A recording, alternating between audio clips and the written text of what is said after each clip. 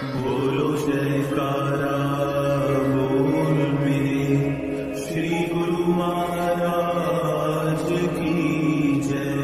श्री सद्गुरुदेव भगवान की जय। गुरुमुखो, इस संसार में चतुर एवं बुद्धिमान वही है जो हर वस्तु का सही आलंकन करे। जो हीरे जैसे मनुष्य जन्म को कौड़ियों के बदले गवा देते, उसे बुद्धिमान कहना सरासर भूल होगी।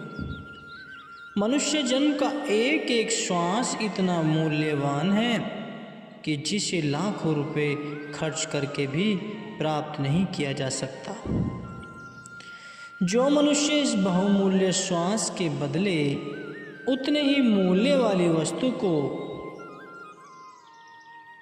क्रय करता है, उसी के जीवन को सफल कहा जाता है।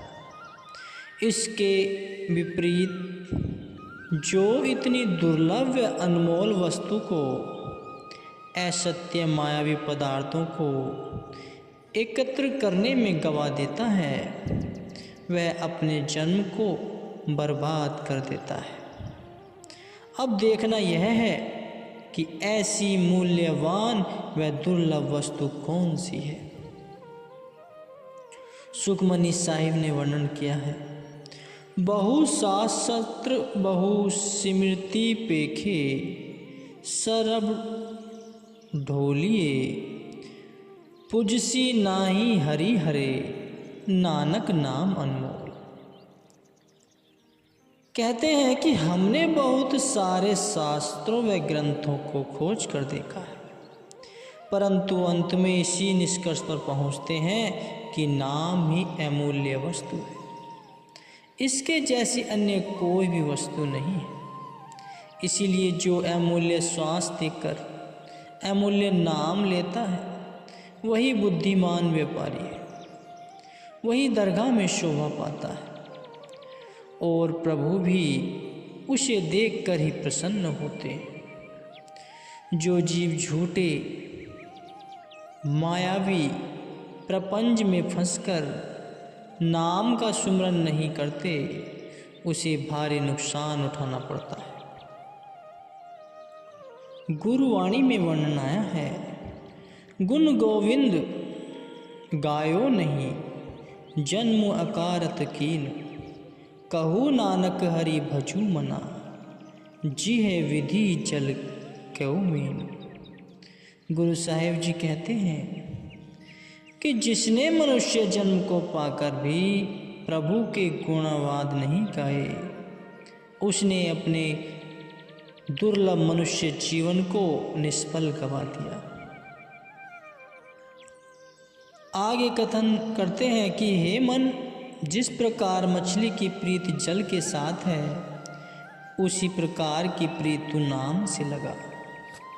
संतों की वाणियों से मनुष्य अपने मन की अवस्था का अवलोकन कर सकता है। जिस प्रकार दर्पण में चेहरे के दाग देखे जा सकते हैं, उसी प्रकार संतों की वाणी रूपी दर्पण में मन की मलिनता देखी जा सकती है।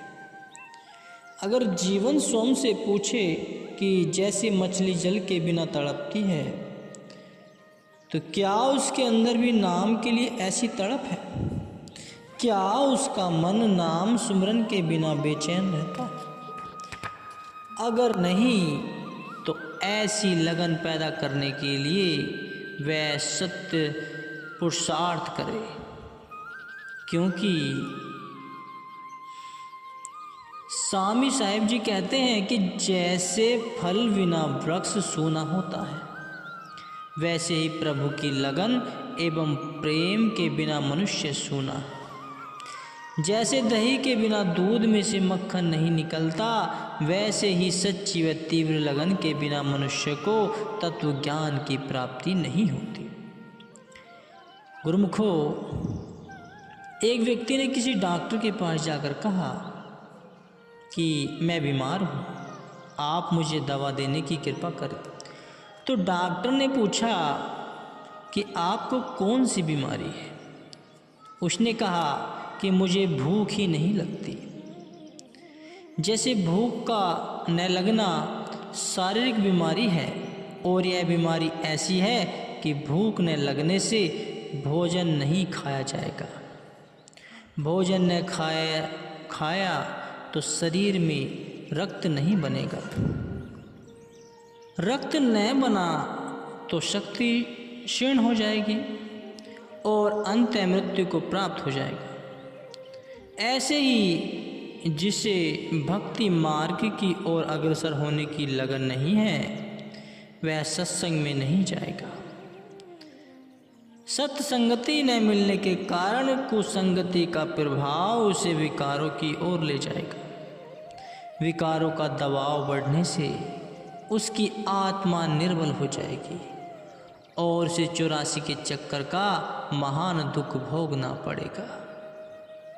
जैसे डॉक्टर दवाइयों के द्वारा पाचन शक्ति को बढ़ाता है, वैसे ही महापुरुष जो वास्तव में आध्यात्मिक वैद्य हैं, सेवक की लगन को बढ़ाने के लिए सत्संग के स्थान बनाकर वचनों का अमृत प्रवाह करके श्री दर्शनों का सुअवसर एवं सेवा प्रदान करके उन्हें प्रोत्साहित करते हैं, जिससे नाम की भूख लगनी आरंभ हो जाती है।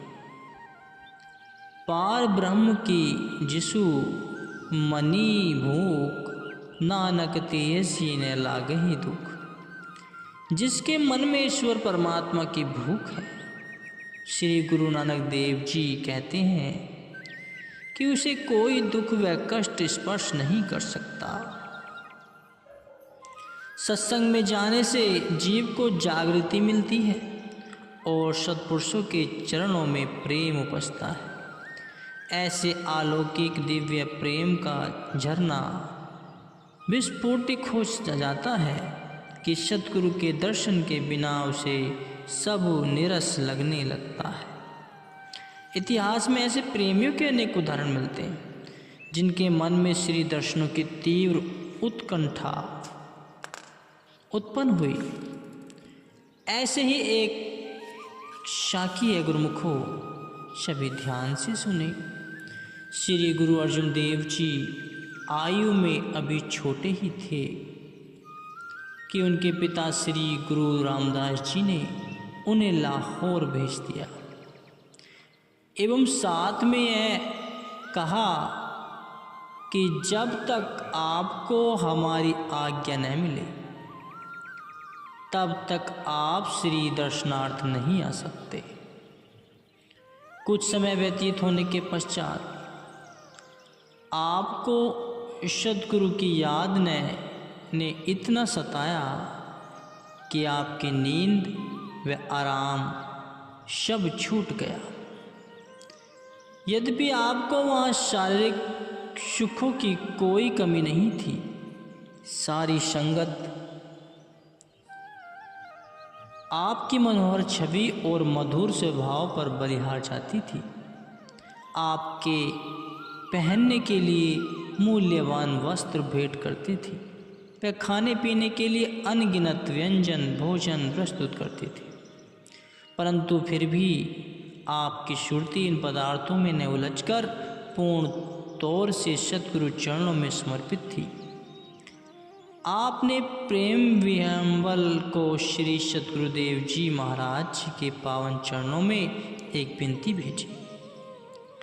मेरा मनु लोचे गुरु दर्शन ताई, विलप करे चात्रिक की निहाई। शेखा न उतरे साती न आवे, बिनु दर्शन संत प्यारे जियो। हाउ घोली जीव घोली, घुमई गुरु दर्शन संत प्यारे जीव। अर्थात मेरी आत्मा सद्गुरु के दर्शन के लिए तड़प रही है और पपीहे की तरह विलाप करती हुई बेचैन हो रही है। आपके दीदार के बिना मेरी आत्मा की प्यास नहीं बुझ रही। विरक्त से संतप्त हृदय को किसी भी प्रकार से शांति नहीं मिल रही। मैं सद्गुरु दर्शन के लिए अपना समूचा जीवन बलिहार करता हूँ। आम जीवों के मन में माया एवं मायावी पदार्थों की लगन लगी रहती है, किंतु श्री गुरु अर्जुन देव जी महाराज जी की सुरती अपने सद्गुरु के दर्शन ध्यान में रमी हुई थी। इस साखी से हमें यह शिक्षा मिलती है गुरुमुखो कि संसार में बेशक रहो, परंतु सुरती को उसमें न उलझने दो। सुरती को सदैव सद्गुरु के प्रेम में डुबोए रखने से सांसारिक दुख कभी नहीं दुखी कर सकते। प्रत्येक व्यक्ति मन के ख्यालों से ही दुख का अनुभव करता है। जब मन ही प्रभु प्रेम में लीन हो गया तो फिर दुख का क्या एहसास क्यों कर होगा। जिस प्रकार मच्छर का डंक दुर्बल व्यक्ति को बुखार चढ़ा देता है, परंतु हष्ट पुष्ट मनुष्य को तनक भी प्रभावित नहीं कर पाता, उसी प्रकार सांसारिक उतार चढ़ाव आम मनुष्य के जीवन को प्रभावित कर उथल पुथल मचा देते, किंतु गुरुमुख पर वे तनक भी प्रभाव नहीं डाल सकते। वह यहाँ भी जीवन मुक्त रहता है और मोह ममता से निर्लेप होने के कारण आगे भी सुख रूप जीवन व्यतीत करता है।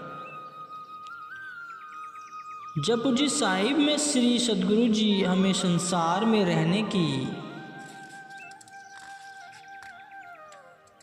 युक्ति बतलाते हुए कहते हैं, इस संसार में शारीरिक बल से नहीं अपितु सद्गुरु द्वारा बतलाई युक्ति से छूटा जा सकता है। एक कथा है गुरुमुखो, किसी स्थान पर एक तालाब में से एक परी का हाथ निकलता था, जिस पर एक अंगूर रखा हुआ होता था। भीतर से यह आवाज़ आती थी कि जो मेरे हाथ से अंगूर लेकर खाएगा मैं उसी के साथ विवाह करूंगी। उसके कोमल एवं सुंदर हाथ को देख ऐसा प्रतीत होता था कि वह सूरत में भी बहुत सुंदर होगी। कितने ही पहलवानों ने उसके हाथ पर पड़े हुए अंगूर को उठाने का प्रयत्न किया, किंतु उसने सभी को बलपूर्वक खींचकर पानी में डुबो दिया। एक शिष्य ने अपने सद्गुरु से इस विषय में विनय कर उस परी से विवाह करने की इच्छा प्रकट की।